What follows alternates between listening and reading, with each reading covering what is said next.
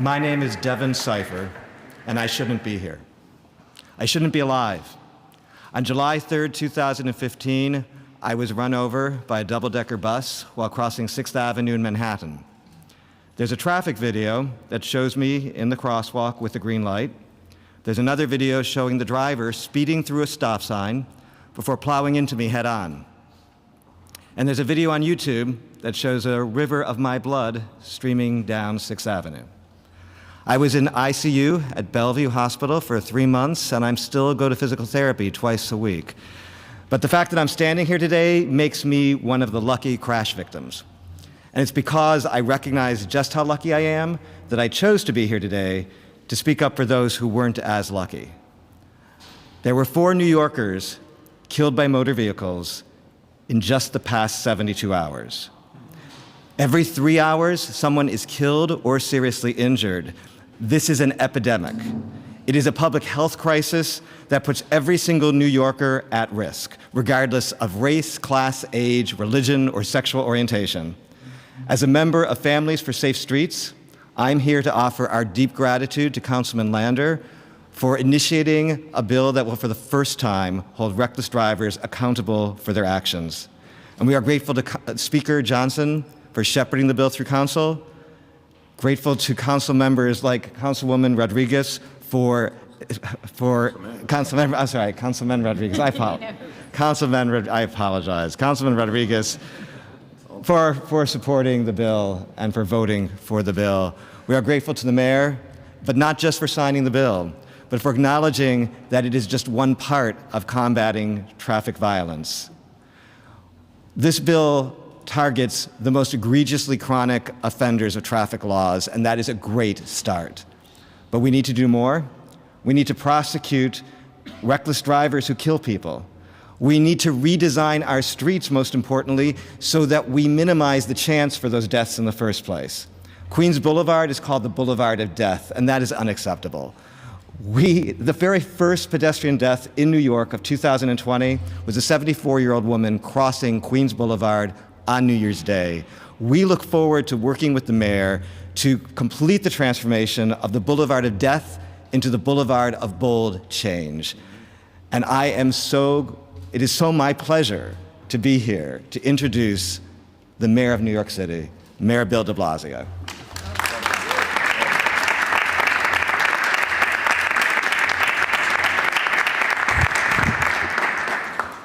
Devin, I really want to thank you. You spoke with extraordinary passion and just put things in perspective. I've been working on this issue a long time. I think it's the first time, and forgive me if it's been out there before, but it's the first time I've heard someone say it as traffic violence.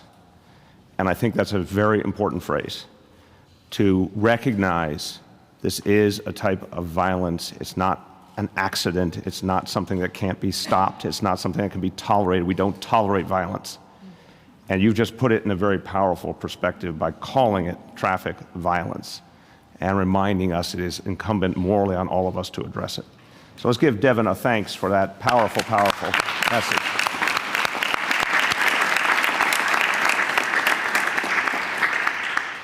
And we will complete the mission on Queens Boulevard. I like Boulevard of Bold Change. I even like better Boulevard of Life. And we will complete that mission soon.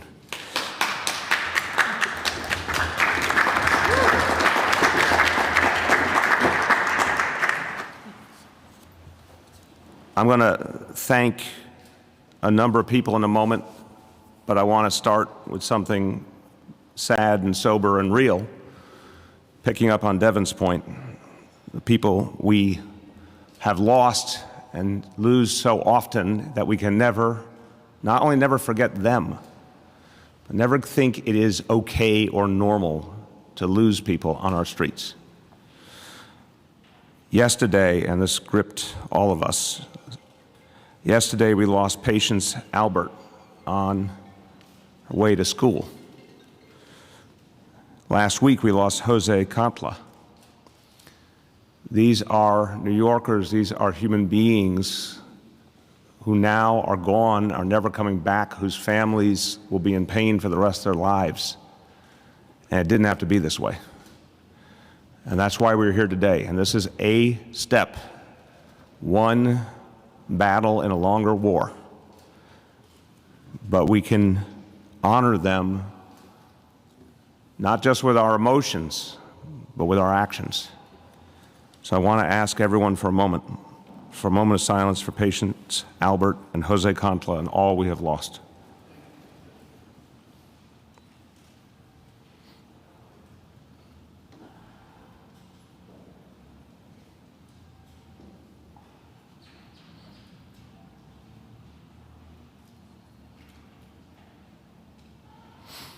Thank you. I want to acknowledge, you're going to hear from some people, so when they come up, they're going to offer their feelings, and every one of them feels passionately. But I want to acknowledge some other folks who won't be speaking but do so much. And I want to really make a point that I think has not been noted enough. When we started Vision Zero in 2014, a lot of people thought there would not be focus and energy coming from law enforcement. I want to tell the real story of what I've seen. At the NYPD, the Sheriff's Office, all elements of law enforcement working closely with DOT, TLC, there has been an absolute passionate commitment to addressing these issues. And I think a lot of people did not understand how personal it is for all of our colleagues in law enforcement who do this work to save lives and protect people, who believe saving a life from traffic violence is the same as saving a life from criminal violence. So a number of them are here with us today. I'd like you to join me in a round of applause to thank them.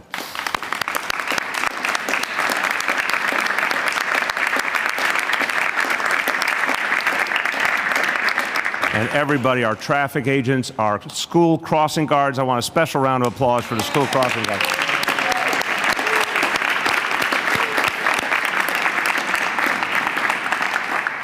I have seen many a school crossing guard put a motorist in their place. So we thank you. Thank you especially for his dynamic work and for his team to our New York City Sheriff, Joseph Facito. Thank you.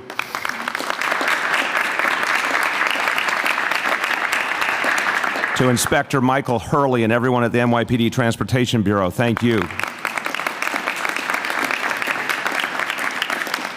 And if we thank our colleagues in activism every single day, we wouldn't thank them enough because they've scored victory after victory. By the way, victories here in New York City have been crucial. The victories in Albany, even more amazing because they happened in Albany. That takes real guts. And so let's thank Families for Safe Streets.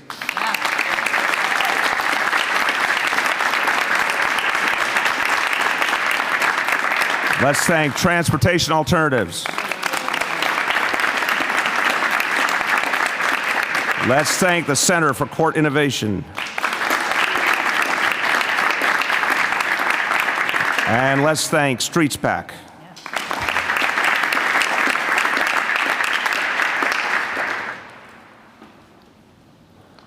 So, for a long, long time, our society worshiped at the altar of the automobile and worshiped a false idol. And it led us down a very dangerous road, a road of acceptance that we never, ever should have followed. But I think people are waking up really, really fast. I think everyone here is part of that vanguard. So let's answer some questions together that will help all New Yorkers to think about this. Is it the right thing to do to put speed over safety? No. I can't hear you. Is it the right thing to do to put speed over safety? No. Is it the right thing to do to put convenience over saving lives? No. Is it the right thing to do to put our cars before our kids? No. Is it time to put people first? Yes. Pongamos primero la seguridad de nuestra gente. Let's first make a priority of the safety of our people.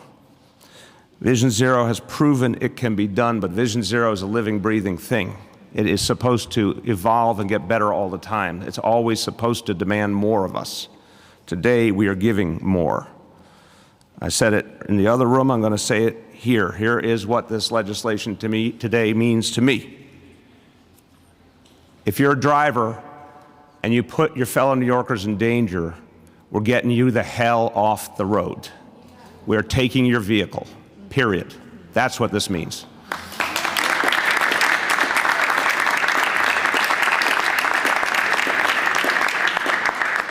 It's good for people to hear it in multiple languages. So I say a los conductores que nos ponen en riesgo fuera de nuestras calles.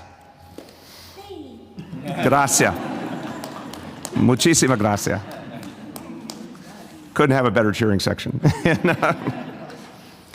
With that, I want you to hear from three people before we go over to that table and do something that needs to be done.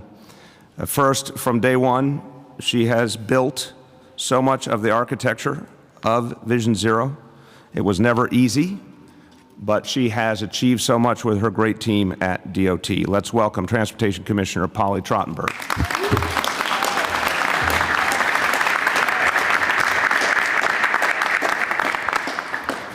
Thank you, Mr. Mayor. And I do just want to take a second because some of the DOT team is here, the folks who are out on the streets doing safety education. Very stylish in his blue right there. Yes. Actually, one of our chief safety educators on motorcycle safety. He is an expert on that. Mr. Mayor, I want to thank you, obviously, for your leadership and in making Vision Zero a pillar of your administration. And obviously, you were speaking today about the recent tragedies we have, and we always grieve for every single life lost on our streets. But I will say in the years of your administration, we have had 6 of the 7 safest years on New York City streets, so we're going to continue that work. In addition to this bill, our agency is doing so many things. We've announced 20 new miles of protected bike lanes with more to come for this year. We're going to continue to work further and further. Obviously, we want to thank Councilmember Landership for his relentless leadership. He's a great partner to work with, and he really helped get this done. And of course, Chairman Rodriguez, who has been a partner with us since day one, Speaker Corey Johnson, and we thank all of them. And then obviously the extraordinary group of advocates and Families for Safe Streets that you see before you. They, I always say they are the wind in our sails. They keep us honest. We would never get this work done without their incredible advocacy. So thank you, all of you. I'll just take one more second to talk about, now that the bill will soon be signed by the mayor, the implementation, which will fall on DOT. We're already rolling up our sleeves, working with the sheriff, law department, oath, potentially the Center for Court Innovation. We're going to be trying to start with around 5,000 of the most dangerous drivers, giving them what we think will be a real education in how to be safe on our streets and what speed means in terms of human lives. And of course, as the mayor said, we will have the power of the sheriff and his ability to take their cars away if they don't work with us. And we think that is going to be tremendously powerful, particularly because thanks to the good work of our partners up in Albany, particular Assembly Member Glick and Senator Gennardis, DOT is now installing what I believe will be the largest speed camera program in the world. We are currently, at the mayor's direction, we are currently installing 60 speed cameras a month throughout the city. By the end of this year, we will have installed 720 speed cameras, more than all the previous years of the program put together. So obviously, we think that is going to have a powerful effect on people's behavior, and if they start to rack up a lot of those violations, then we will be working with the sheriff to make sure they get the education they need. So thank you again, all of you, for your leadership. Thank you. Just want to say about the sheriff, we've been at a lot of town halls together, heard you speak. People really appreciate the way you explain the important work you do. Sheriff's a really nice guy. He's a really good guy, down-to-earth guy, unless you break the law. Then the sheriff is not a nice guy at all. He's a very resolute guy. His team is very resolute, and they do not stop until they bring justice. Thank you, Sheriff. Now, I was a city council member, and when the time came to move on to another role, it was very important to me to know that my successor would do important work, and I want to thank Councilmember Brad Lander. This is exactly what we want to see from our legislators, doing things that need to be done, pushing us farther, finding new ways to address the problems that were missed by previous generations that's our turn to solve. So I thank you as the lead sponsor for Intro 971A, Councilmember Brad Lander. Well done, Brad.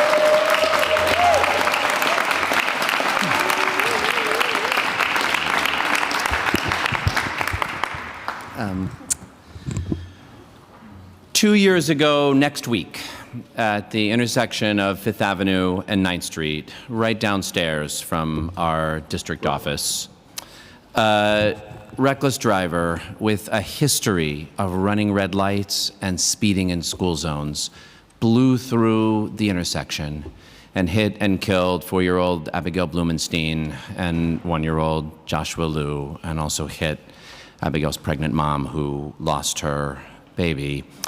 And that crash, like so many others, it just punched our community right in the gut. You could just feel it in the neighborhood for days after that. People like gasping at the lost lives, at the lost opportunity of those kids. And right after the crash, as we were grieving, a conversation started to break out online that discovered the fact that this driver had this history that was publicly available of speed camera and red light violations, so that we could have known before she killed Abigail and Joshua that she operated her vehicle like a weapon aimed at her neighbors.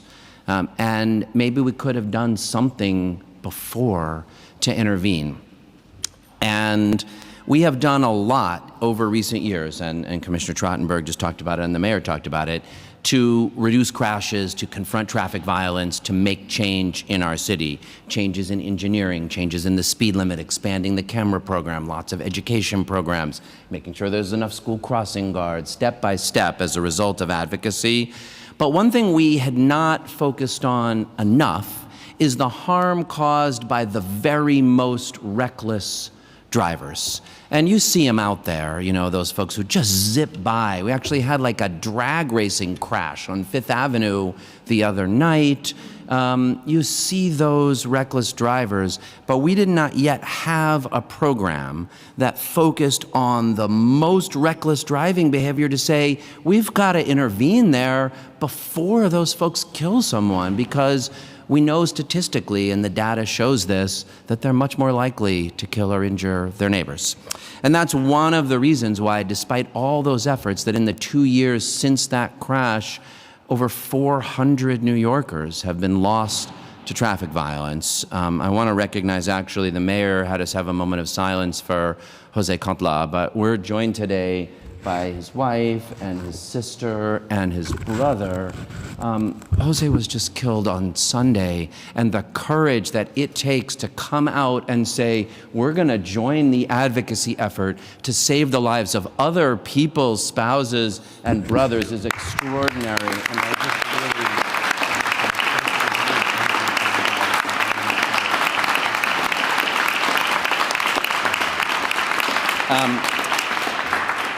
And that's true of the other members of Families for Safe Streets who are here. We heard before from Clarita and Devin, and we're joined by Melody and Jane and Lourdes and Raul and Fabiola, and for me personally, especially by Amy Cohen, whose son Sammy I knew, excuse me, and what they have done to form Families for Safe Streets and move from the just wrenching pain of the loss of a loved one, and to be able to form this organization to save the lives of other people's children and loved one is a gift to the city of New York that has saved hundreds of lives and is going to save hundreds more. And I just want to make sure we say just a profound thank you to you guys for the guts and the courage that it takes to do this work.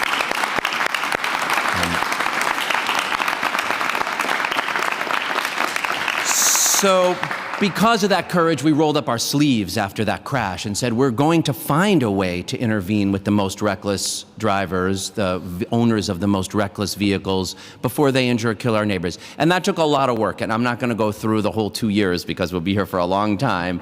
But it took a lot of work because, as the mayor said, our laws have honored cars over people. And so that meant finding a legal way to give the sheriff the power to impound people's cars if they don't follow this law. law took a lot of work. And without a lot of work from the law department, a lot of work from the council's legal staff, we would not have been able to do that. And I want to thank them for that.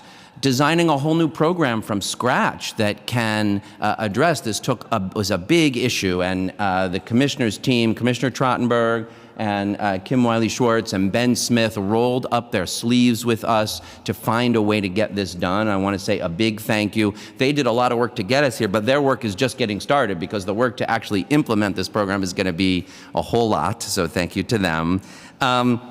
The advocate, everyone is thanking the sheriff, but the sheriff was so generous saying, this is actually something we could do. We use the power of the sheriff to go after scofflaws, and these folks are scofflaws. And so even though our tow pound capacity is scarce, and even though this will be more work for our team to do, we got it done.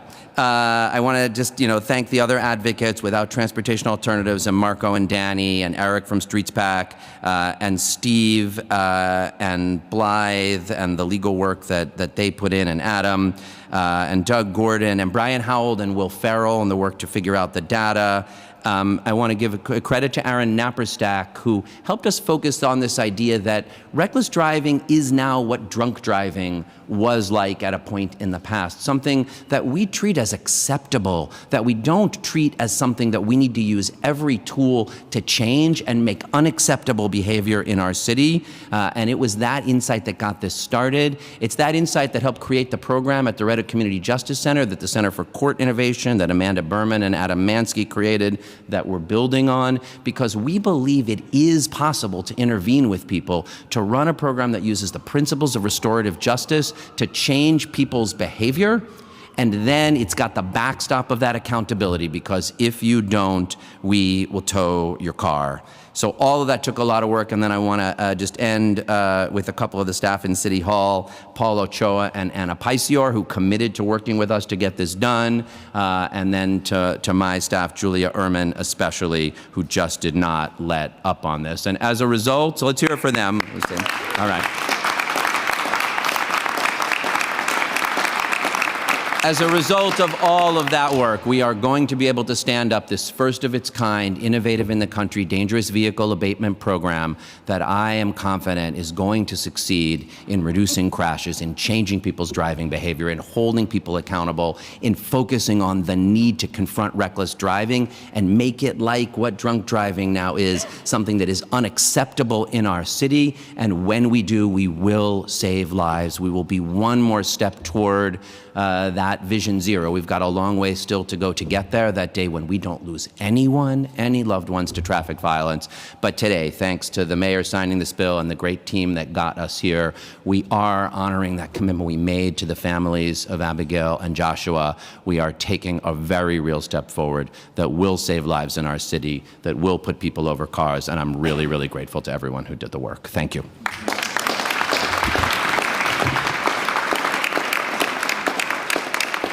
Finally, want you to hear from the chair of the Transportation Committee. He has been right with us from day one on Vision Zero and helped us build it, Council Member Ydanis Rodriguez.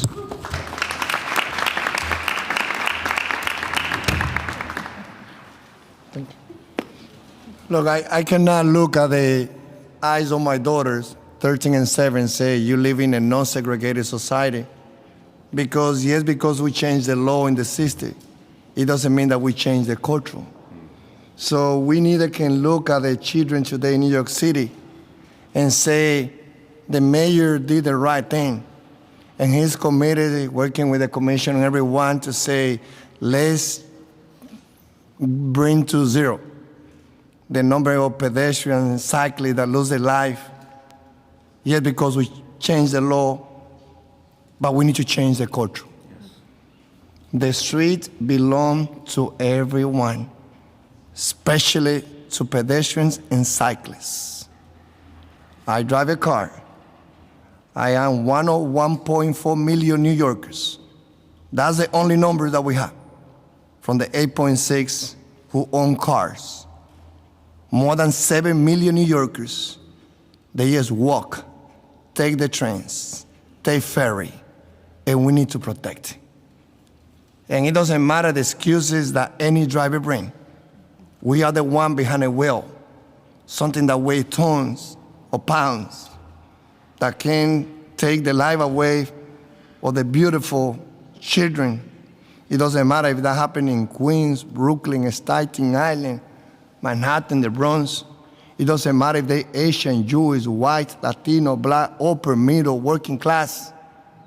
For God's sake, it's New Yorkers that we're losing. It's 3 children that we have lost from December to today. One at 116th Street and First Avenue. A mother with her heart broken. Back in December, 10 years old. Back in January, last month, at 12 years old. And now we have to deal with another press conference that we should not have. I know that no one who is covering the story behind the camera or writing the story, that you have witnesses. Those stories, I know that your experience is completely different from any of your friends who do something else. So this epidemic requires for everyone to come on board. And this is not only the city of New York. Every single day in the United States of America, 90 people lose their life. Every day. So today, as we go to sleep at 12, we already will have 90 individuals. So I'm happy to be here with the commitment that we're working together. But for the wife of Jose, 3 years in college, ready to raise the family, to work together, as she said when she spoke to the media, no one will bring Jose back. No one will bring Amy's son back. And as one of the mayor with his 2 big youngsters, myself with a 13 and 7, no one is ready. We can say sorry, but that's not enough. That emptiness, we expect that they are praying for us, giving us the strength that we need. Last month, we lost 4 people in 48 hours. This weekend, we lost another 4 in 48 hours. We passing this law, and this is part of the numbers of bills and initiatives that we're working together. We have to continue doing more together as a city. The leader, the mayor, is committed, but the public, private, academic sector, everyone has to do their part. There is a bill, a bipartisan bill, by Marco Rubio and Gillibrand that will mandate for the United States of America to do the same thing that they do in Europe, that any trucks that is in the street have to come with the sensors so that the drivers is able to see the images when they make turn. So estamos aquí buscando solución a una crisis que no tiene un segundo más para aguantar, una crisis que le quita la vida a niños, a personas mayores. Vamos a seguir trabajando con el alcalde, con la comisionada, pero basta ya. 20 muertos de enero a febrero. 4 perdimos el mes pasado en 48 horas y este fin de semana 4 más. We committed to work together, but we call on the public, slow down, stop in the stop sign, don't cross the red light. Albany, increase the penalty, because the penalty for someone who is drunk is higher than someone that leaves the scene when they hit someone. So let's work together. Let's bring justice to Jose. Let's bring justice to the young person who died this week. And let's commit to use every single tools that we have to accomplish our goal to reduce to 0 the numbers of great New Yorkers that we're losing every day. Thank you.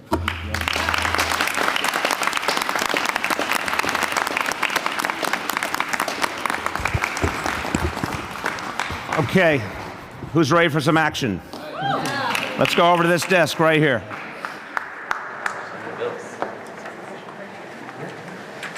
Gather around, everybody. And Allie, you'll set people where you want them to go. You can stand in front, tell people exactly where you want them. Do what Allie says. Other folks can back up so that we can let folks come up these steps and get behind him. Sheriff, let's make sure you're right over there. Still. Yeah. Sit down, guys. You guys are making decisions. They're seeing it, so. We're gonna do a moment before I start singing. Yeah. All right.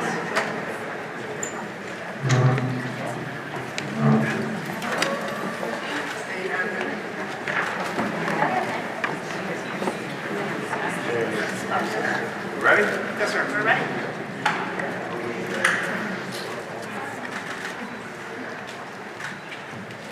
Long time coming.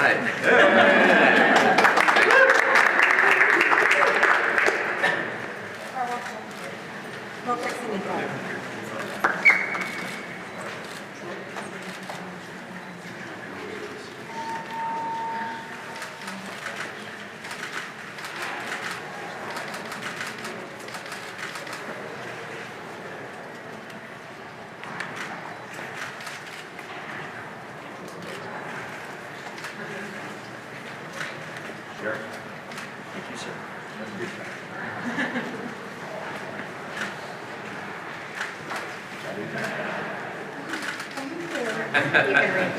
You've never doubt my roots. That was a double entendre.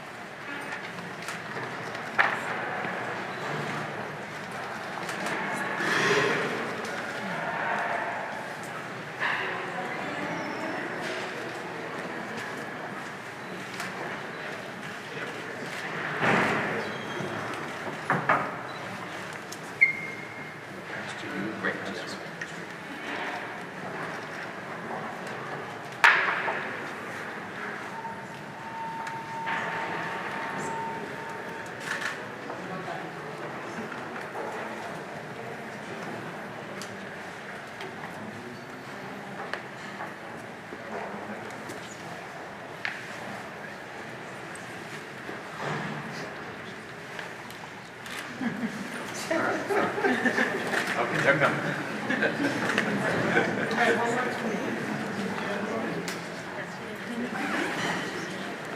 You can get a co-pilot in.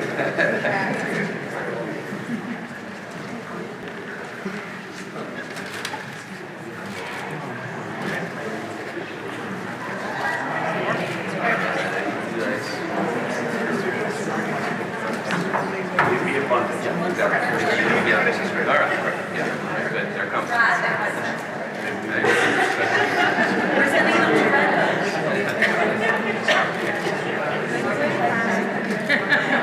Hold on, people, it's almost there. All right. Enjoy our strange ritual.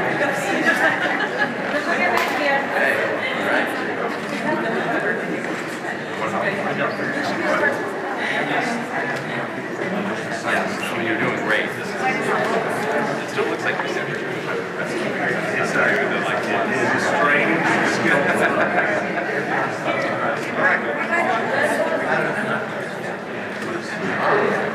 All right, go down last two. All right.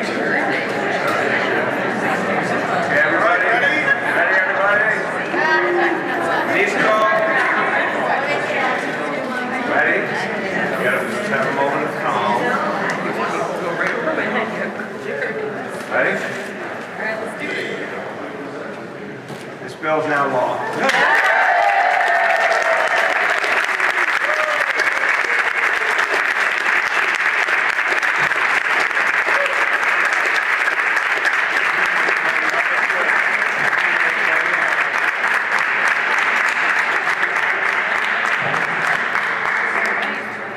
Thanks, proud.